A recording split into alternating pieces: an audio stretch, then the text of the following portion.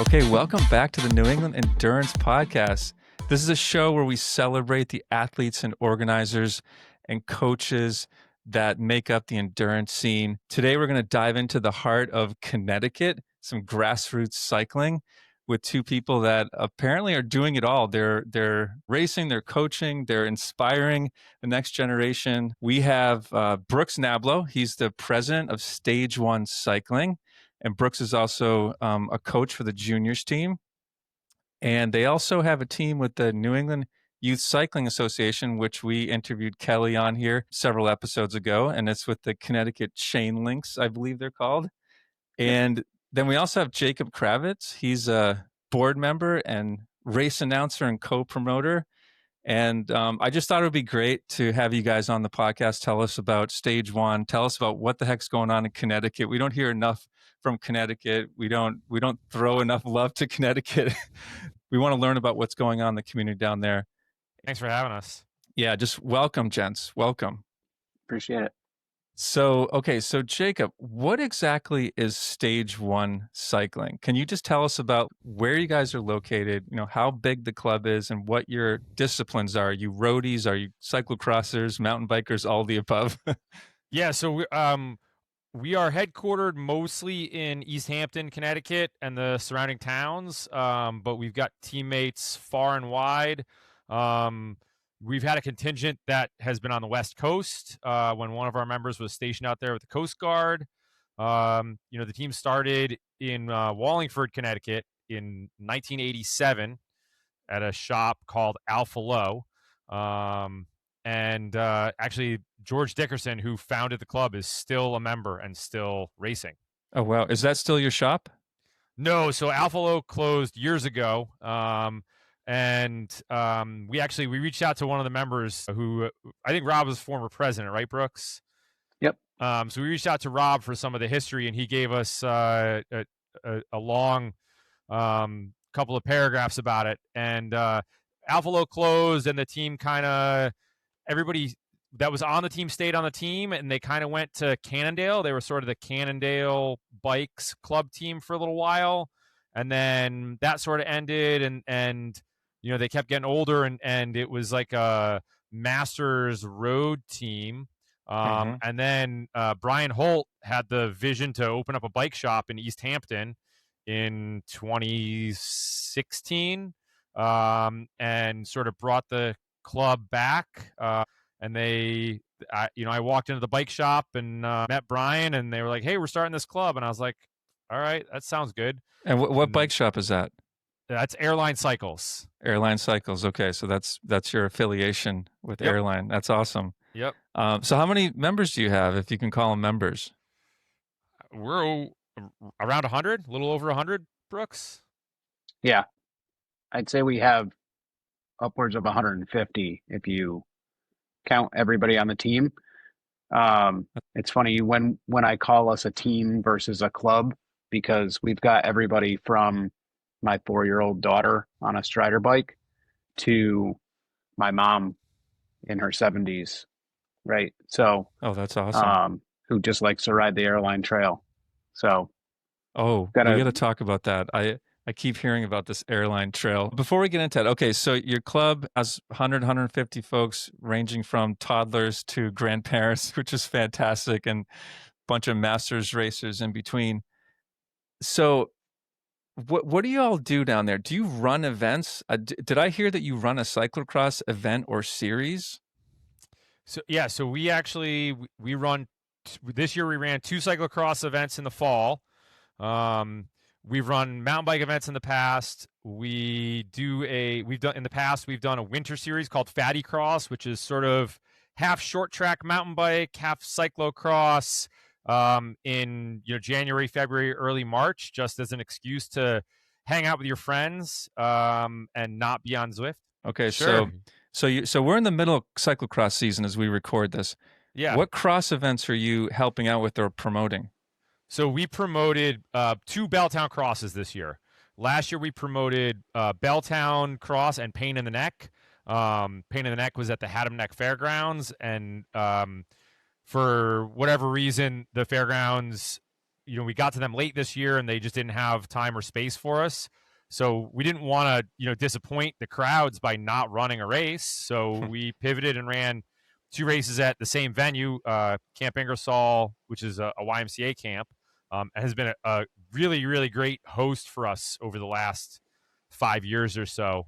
They've let us come in and build some trails and do some trail work. And Brian from Airline has provided them with some bike repairs because they have a small mountain bike summer camp there as well. Oh, nice. So we ran 2 Belltown crosses there, and both of those races are part of Project Mayhem Cyclocross, which is a 7-race series in Connecticut. We've got the last 2 races coming up, November 16th at Moran Cross in Wallingford, and November 30th, our finale, which is Orchard Scorcher at Bishop's Orchards down in Guilford. Oh, exciting. So we're recording this on October 29th, so we should get this live by then.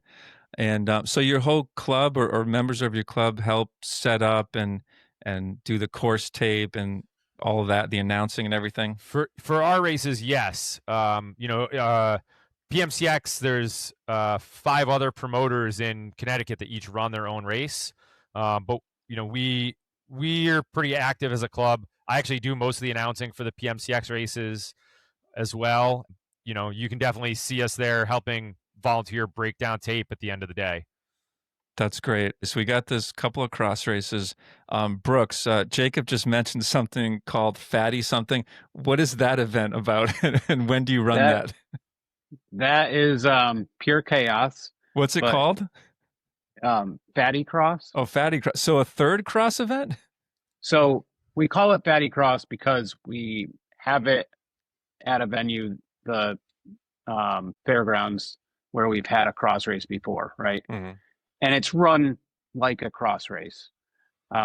Really short course, obstacles.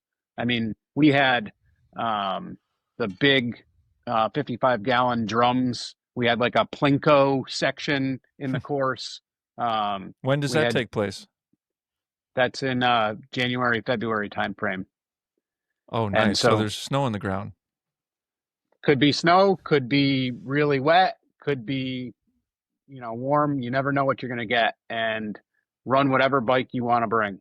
Oh, that sounds fun. We also do a fat bike specific race at the end of the day. We run a junior race, an A race, a B race, and a fat bike race.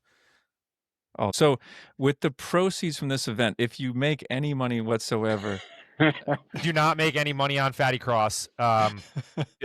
So not only do we put on the race, but Brian and Kate, his partner, will grill hot dogs and hamburgers all day.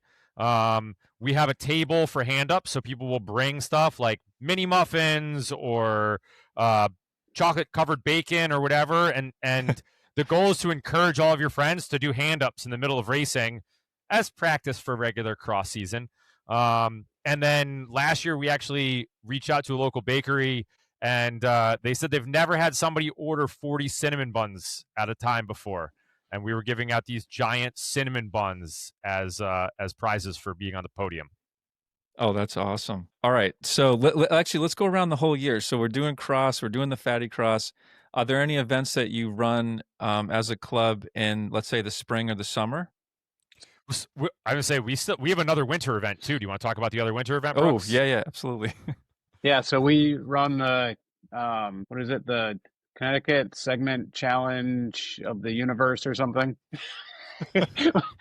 So we run a Strava Segment Challenge throughout the wintertime. Oh my, what is this? I got to hear about this. I love Strava segments.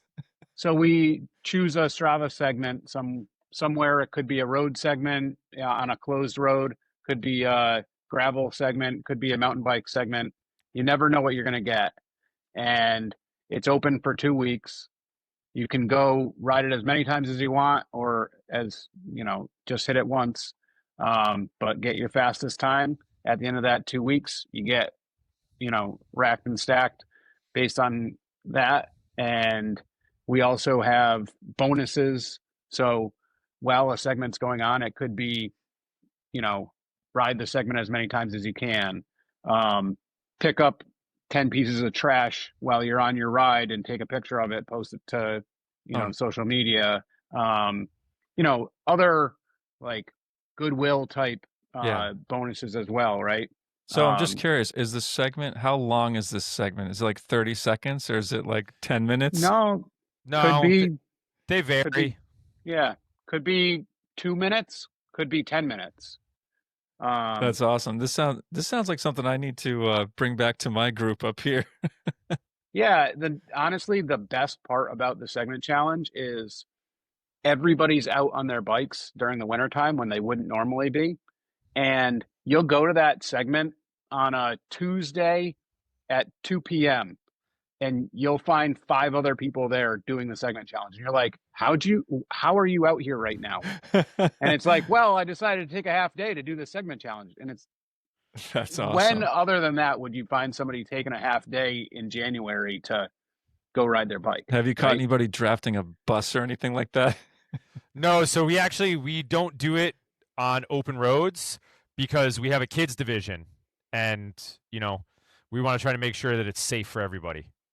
Ah, okay, that's cool. Wow. So the road segments are generally closed roads. We've been lucky enough to find them in like state parks and stuff like that, where the road is closed for the wintertime because the park is open for foot traffic only. And so we've done road segments, or we'll do mixed segments. It'll be a road into a gravel. Oh, all right. That's cool. Is this open to the public or just for the club Yeah. members? Open to the public. Yeah. We've had people from like Massachusetts, Boston area What? come down for it. It's Okay, a lot what of is this fun. called in case I find it somewhere? The Connecticut Segment Champion of the Universe, I believe. We're having our board meeting next week, so we're hoping to finalize details on that and get it up on Bike Reg in the next week or so. Oh my God, it's on Bike Reg. Okay, fantastic. Let's keep going. What else are you guys doing throughout the year? Sounds fun. So then we put on a mountain bike race in the spring, What's that called? Belltown Throwdown. And so actually last year, I don't know, I think you talked to John Day of the Yes. Race Day series. Absolutely. Yeah, shout out to John.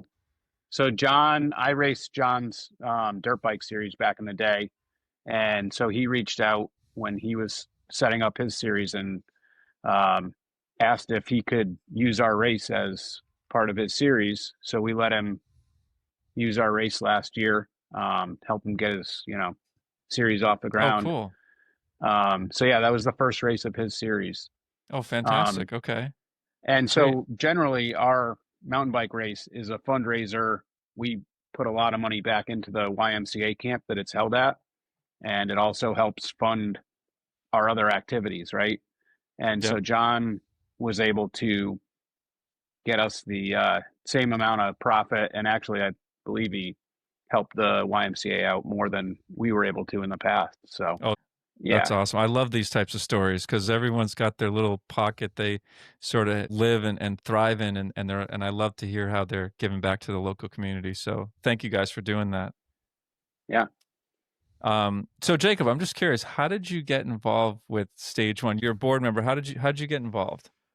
When Brian opened his shop, I heard there was a new bike shop in town, and Brian has moved 3 times his shop, but has not gone more than like 200 yards from where his original shop opened up, right in the center of East Hampton.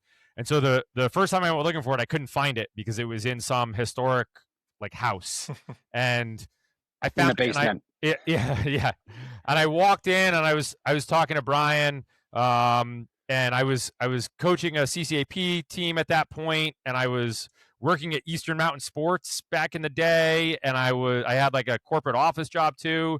And I'm talking to Brian, and Brian's like, "Hey, do you want a job here?" And I was like, "Well, I have 3 jobs already, so I can't do that." He's like, "Can you lead rides for me?" And so with that, we kicked off our Thursday night group rides. Ooh, that's a great segue into. So I may have cut you guys off on other events you run throughout the year. So maybe we can just tie out that conversation. Then I want to talk about your group rides. So aside from the Race Day XC event that you were part of last year, are there other events that you do just to kind of close out the full calendar year? I think that's pretty much it. So Brooks, you want to tell us about sort of your weekly ride schedule?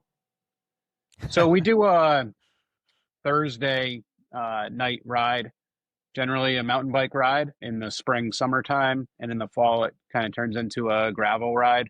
Mhm. Since we are close to the Airline Trail, and that's a nice, off-road gravel place to ride.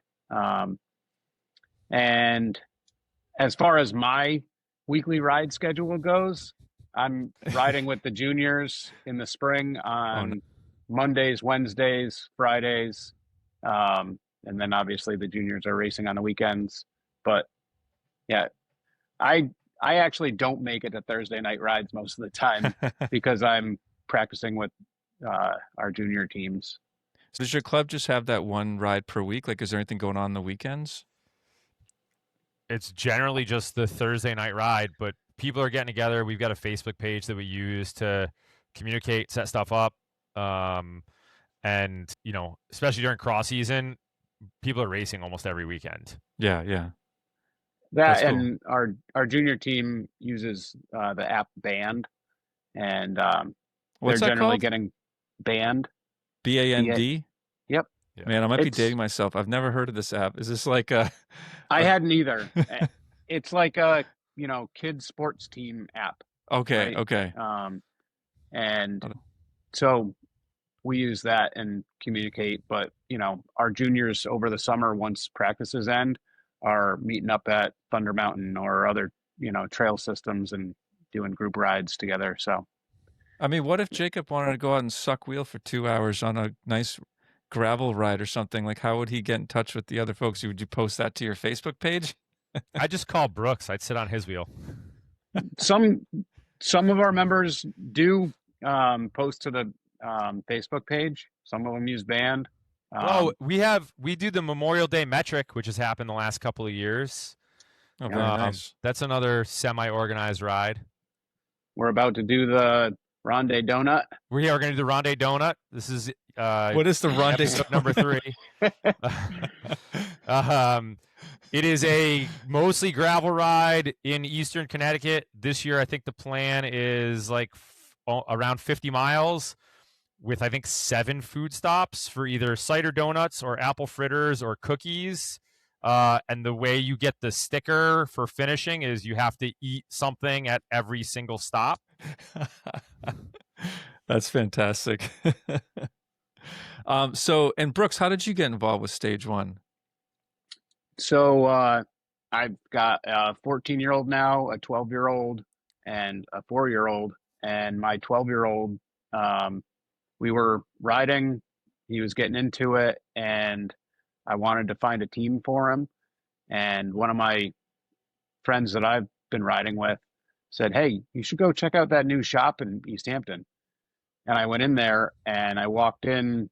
It was a Thursday night, and Jake had just gotten back from the group ride, and big goofy Jake there was standing there, and I said, "Hey, are there any other kids that my son can ride with?" And all of a sudden, this whole Pandora's box opened up, which is interesting because I grew up in Wallingford, Connecticut, where Stage One actually started, and used to go in the shop that the club was started in, and the guy that Brian Holt that owns Airline Cycles worked at. So it was like, once I started talking to everybody, we just got into this whole, this is like our second life together. That's awesome. What would you say the best thing is that's happened to you since you've, I guess, sort of found this club?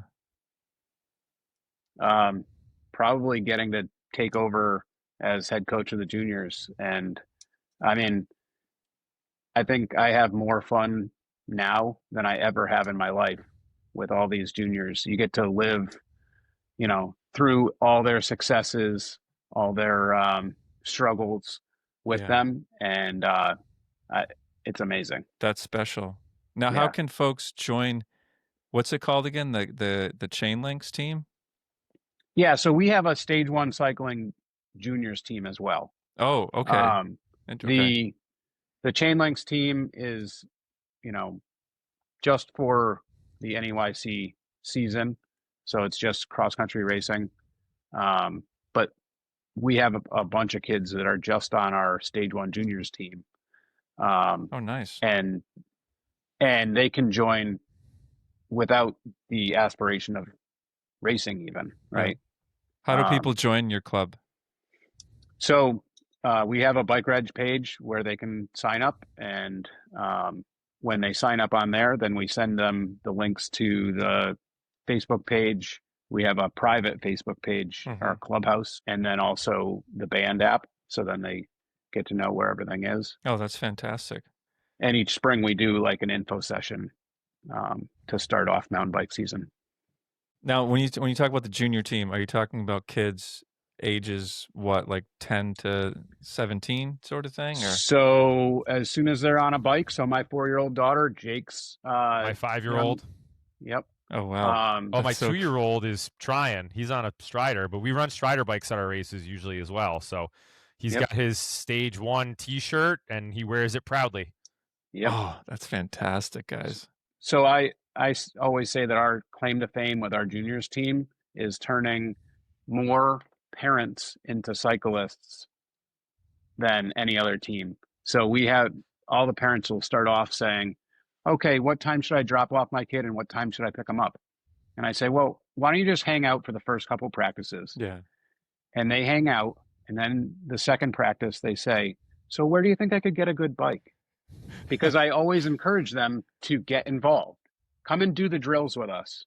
Come and, run the cones with us. And they do. And then they say, hey, is it all right if I tag along on your trail ride? Yep. And is the trail ride, is it technical or is it fairly beginner-ish? Like, it depends on where we are and what the group of kids is like. And sometimes you split them and like you have a more technical, faster group and a not quite as fast beginner group. And, we try to tailor it to who shows up. So our team has national champions on it, as well as kids that have no aspirations of racing, and all of them get the same treatment. Oh, that's cool. Wow. Do you send anybody to like cyclocross nationals or mountain bike nationals or anything like that? Yep. I go to almost all of them. My son who started, when he started, Jake was his coach, and he's been national champion 3 times. So you mentioned the NEYC, and this is just something that maybe I don't understand the structure in New England, but is that, I understand that that's separate from the CCAP program. Yep. And is that something you're also involved with? So we are not a CCAP team. We're our own team. And we kind of like it that way because we run our program a little bit different. Like I said, we do allow kids from Strider bike age up. And so we didn't want to be held to like USAC insurance or whatever, right? We have our own. And so USAC doesn't want to insure anybody under 9 years old, right? I understood. Yeah. Are you grooming any roadies by chance? We don't have not really that many kids interested in road. I mean, it's like the scene has kind of died over the last decade, right? It's there's not as many races as there used to be. So there were many years we were doing crits. When USAC stopped requiring clubs to run a race to be a club, that's when racing started to tail off. I'm thankful that CCAP exists in Connecticut because they do help with the road scene, but there's not a lot of kids that are going into the road scene. And there are other promoters. There's a guy who runs a race series called the Frozen Four, and they're trying to relocate from Farmington to Walnut Hill Park in New Britain, which actually was built specifically for crit racing. Cool. Road racing does exist in Connecticut. I think that's similar to what Wells Ave is like, from what I understand. Yep. But yeah, it's not prevalent on our team, and I think the area that we're in has really great roads, but for younger kids, the reward isn't worth the risk. Okay, so because we haven't had many folks from Connecticut on the podcast, what is the one area in Connecticut that you have to ride in, either gravel or road or mountain bike? What's like the one area that we should visit and bring our bike to? On the mountain bike, I would say Case Mountain. And Yeah, it's where's got the that? widest variety. It's Manchester, Glastonbury. I don't think it's in Hebron. Marlborough. Hebron. But like you can put together a 40 or 50 mile ride there without having to repeat a trail. Oh, wow. I'll have to check that out. And is there a favorite, what's your favorite endurance event in Connecticut or New England? I'd like to ask both of you that question. I mean, I think that our cross race is second to none, really. Especially, I mean, we put on a second race at the same venue this year, and I don't know, I almost liked our second course better than our first. And this is the Belltown? Yeah. Yeah. Got it. All right. That's a good plug. What about you, Jacob? It's not really hidden, but I always love doing the Vermont 50. I know it's not in Oh. Connecticut, but It's if cool. I It's had to New pick England. it's New England, yeah. If I had to pick a Connecticut race, I would say our races are we run them as well as we possibly can. You know, we've got a good team. Our board we've been doing it for a while, and you know, I think we try to cross all of our T's and dot all of our I's. Do you get folks from Massachusetts or New York coming to those races too? We do, yeah. Actually, we have a pretty good contingent from New York that's come up for a lot of the PMCX races this year, especially the group from B Cyclocross. And then there's some good crossover with some of the Massachusetts riders. I think Adam Meyerson did at least one of our races this year. We get a couple of folks from Boston area. You know, we get the guys coming down the 91 corridor, like the Northampton Cycling Club, and you know, those guys. So we definitely see riders from all over New England tri-state area. What else should the audience know about Stage 1 cycling that we might not know about? I think that the biggest thing that defines us is our community. I feel like we've got the best community of a club that you could ask for. Yeah, And we just like to do it all. So that's cool. if anybody's looking for a club to get involved with, I always say, like, when we were really trying to grow the club, I would tell guys at races, like, hey, you know, do you want to join Stage 1? And they're like, well, why are you asking me that? And I'm like, because you're the type of guy that I want to send somebody to when they need help with their bike 5 minutes before their race, right? So that's how we choose our members, is based on their character, Yeah, more than their race results or their, I love that. you know, watts they can put out. And I think that kind of ethic has really grown the club in the right direction. I love that. I was announcing Hydrocross earlier this year, and there was a guy racing in the 4.5s from West Hartford, Connecticut, and he didn't have a team name, and he was racing in like a plain kit. I think his name was Chris. Every time he came by and I was announcing his name, I was like, Chris, you should come join Stage 1. And he came up and talked to me after the race, and we exchanged information. And I emailed him, and we were talking. And then he was like, you know, I can't do it this year. Actually, I hurt my knee or something like that, and I'm out for the season. But you know, I'll look you up in the spring, and we'll see where it goes. Oh, that's awesome. So about 20 or 30 minutes ago when we started the podcast, we mentioned Airline Cycles as the shop, but there's also something called an Airline Trail. Yes. And can someone explain to me what this is, where it starts, where it ends? I've heard some great things about it. Is it simply just a gravel rail trail? And is it worth someone from Massachusetts going and riding on it for a day? So it is a gravel rail trail that currently runs from Portland, Connecticut to the Massachusetts border and then beyond. And when it was originally a railroad, it was the fastest, most direct way to go from New York City to Boston. I was actually on the Airline Trail Commission for the town of East Hampton for a couple of years as, you know, my volunteer foray into town politics. And so I got to learn a little bit more about it than the average person.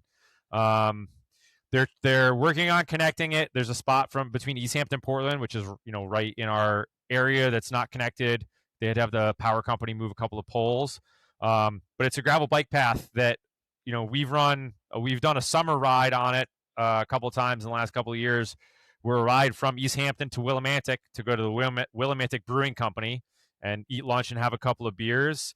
And then it's a kind of a slow ride home. That's 20 miles exactly from Airline Cycles to Willimantic Brewing Company. A few years back when KMC CrossFest was happening up in Thompson at the Motor Speedway, that's like 45 miles. I was racing in it. My wife actually rode from our house. We're right by the Airline Trail all the way out to Thompson.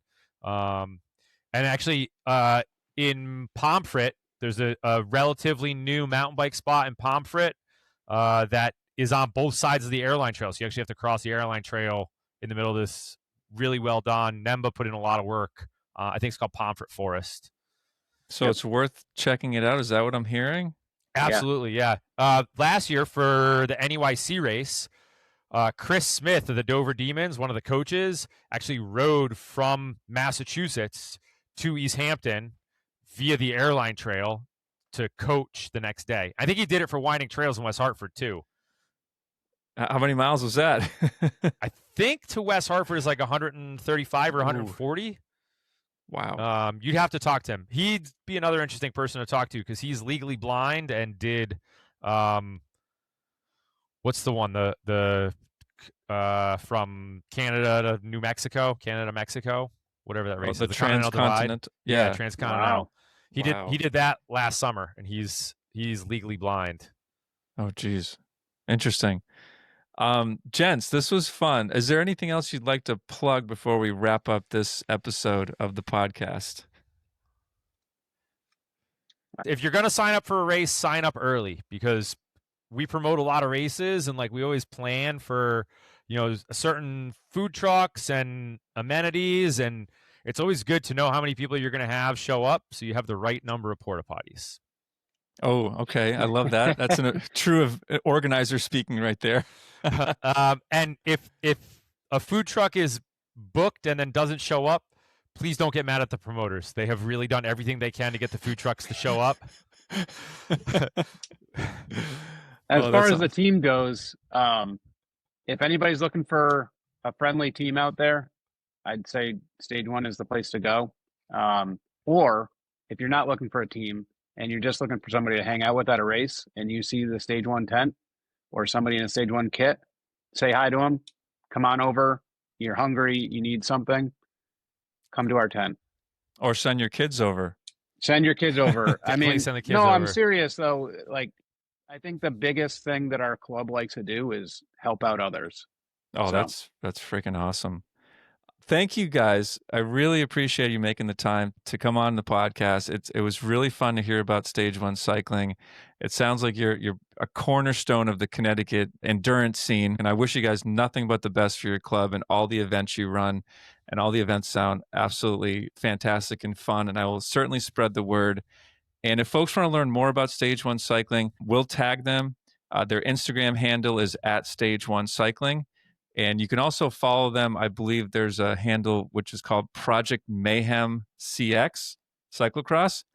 And like I said, we'll tag everybody on that. And so, guys, thanks again so much for coming on the show. Thank you for having us. Yeah, thank you. And thanks again, everyone, for listening to New England Endurance Podcast. Until next time, get out there, enjoy New England, drop some hammers, and have fun. Thank you. Thanks.